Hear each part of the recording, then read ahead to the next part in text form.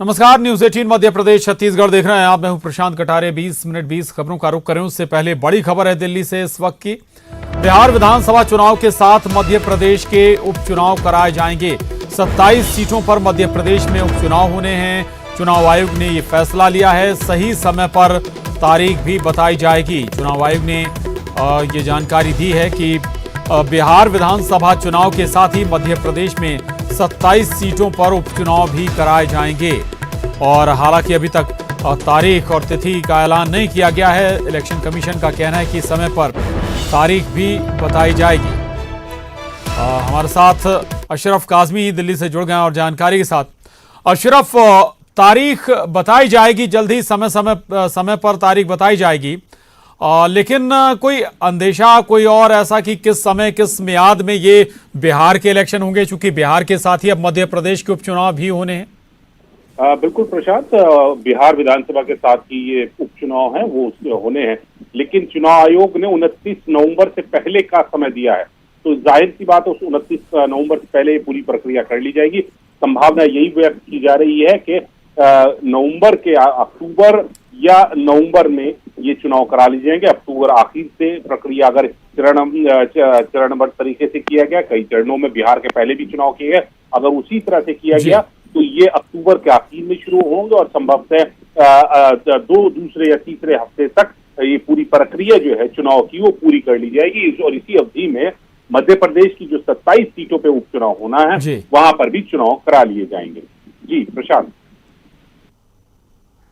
बिल्कुल बिल्कुल। और इससे सियासी दलों के लिए भी एक लिहाज से संकेत मिल भी गया होगा, जैसा कि आप जिक्र कर रहे हैं कि नवंबर में लगभग प्रक्रिया पूरी करा ली जाएगी, यानी कि अक्टूबर तक ये तस्वीर साफ हो सकती है, इलेक्शन हो सकते हैं। तिथियों का ऐलान कब तक हो सकता है? कि जहां चुनाव की तारीखों का ऐलान वो जैसे ही बिहार विधानसभा चुनाव का ऐलान होगा, उसका शेड्यूल आएगा, उसके साथ ही उपचुनाव का भी होना है। तो संभावना यही व्यक्त की जा रही है कि अक्टूबर में कभी ये संभावना है कि या तो सितंबर के आखिर में या अक्टूबर का जो पहला हफ्ता होगा उसमें चुनाव का ऐलान कर दिया जाएगा कि क्या शेड्यूल होगा। उसी में मध्य प्रदेश की, क्योंकि चुनाव कराने से पहले आयोग ने सभी तैयारियां पूरी कर ली है कि आज जो चुनाव आयोग में बैठक हुई है उस बैठक में राज्यों के जो मुख्य चुनाव अधिकारी हैं और मुख्य सचिव हैं उनसे भी रिपोर्ट मांगी गई थी कि क्या तैयारियां कितनी हैं, क्या व्यवस्थाएं हैं, क्योंकि बाढ़ के भी हालात है, कोरोना के भी हालात हैं। और इसी ऑब्जर्वेशन के बाद ये इलेक्शन कमीशन ने क्लियर किया है कि नवंबर तक पूरी प्रक्रिया पूरी कर ली जाएगी। रहेगा अशरफ। और इस वक्त हमारे साथ न्यूज 18 मध्य प्रदेश के सीनियर एडिटर प्रवीण दुबे जी जुड़ गए। और प्रवीण जी, नवंबर तक अगर पूरी प्रक्रिया होनी है, स्वाभाविक है कि अक्टूबर तक लगभग इलेक्शन पूरे हो जाएंगे, यानी कि जो कश्मकश थी वो लगभग खत्म होती हुई नजर आ रही है। बिल्कुल प्रशांत, नवंबर तक प्रक्रिया पूरी करने के पीछे वजह यह है कि जो बिहार की विधानसभा का कार्यकाल है वो 29 नवंबर को खत्म हो रहा है, यानी उन्हें 29 नवंबर से पहले इलेक्शन कराने होंगे। तो अभी हम ये हो सकता है कि अक्टूबर लास्ट या नवंबर फर्स्ट वीक में सारा कुछ होके और रिजल्ट भी आ जाए, क्योंकि ये जो आज अशरफ की जो खबर है वो ये बता रही है कि भाई एक लोकसभा और 64 विधानसभा सीटों पर भी एक साथ चुनाव होगा बिहार के चुनाव के साथ। तो बिहार में जो असेंबली इलेक्शन है 243 सीटों के लिए, उसके साथ हमारे यहाँ भी जो 27 सीटें हैं उन पर चुनाव हो जाएगा। तो 29 नवंबर की डेडलाइन है। तो ये तय नहीं है कि 29 नवंबर, यानी अगर चाहे चुनाव आयोग तो अक्टूबर लास्ट या नवंबर फर्स्ट वीक में ही डन करा सकता है। तो ये जब इलेक्शन अनाउंस होंगे तब ये तय होगा। लेकिन ये बात जरूर अब स्पष्ट हो गई कि जो कुछ भी सरकार बनने गठन तक की प्रक्रिया जो है वो 29 नवंबर से पहले पूरी कर ली जाएगी। जी जी। और ये तस्वीर लगभग साफ होने के बाद स्वाभाविक है कि अब मध्य प्रदेश में चूंकि 27 सीटों पर उपचुनाव होना है तो सियासी गतिविधियां भी और बढ़ेंगी उन बाई इलेक्शन वाली सीटों पर। बिल्कुल। और हमारे यहाँ इलेक्शन मोड में अगर हम देखें तो दोनों ही पार्टियां हैं। ये ठीक है कि कोई कम है कोई ज्यादा है, लेकिन दोनों ही पार्टियां इलेक्शन मोड में हैं। जो कैंडिडेट हैं वो लगातार अपने इलाके में काम कर रहे हैं।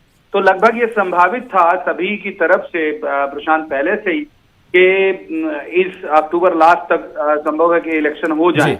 और अगर जो अनुमान है वो उसको देख के लगता है कि हो सकता है कि शायद सितंबर 2 तक अधिसूचना भी लग सकती है कि इलेक्शन कमीशन जो है वो पूरा चुनाव का कार्यक्रम भी घोषित कर सकता है।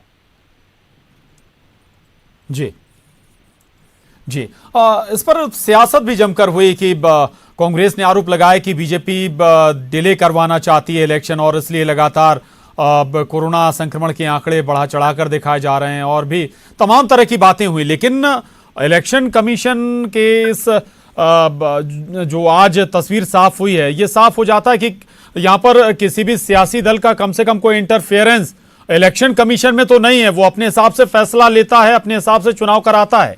प्रवीण जी, बिल्कुल सही बात है। और उसके टूल होते हैं, उसके जो सीईओ होते हैं, चीफ इलेक्शन ऑफिसर जो होते हैं, चीफ इलेक्शन कमिश्नर जो होते हैं स्टेट के, वो उसके आंख और कान होते हैं। वो बताते हैं कि भाई किस तरह की स्थिति है उनके राज्य में और क्या क्या किया जा सकता है। अब आप देखिए कि बिहार के मसले में भी बहुत सारे एक्सक्यूज लिए गए, वहां कोरोना भी लिया गया, वहां बाढ़ भी लिया गया, बाकी सारी चीजें ली गई।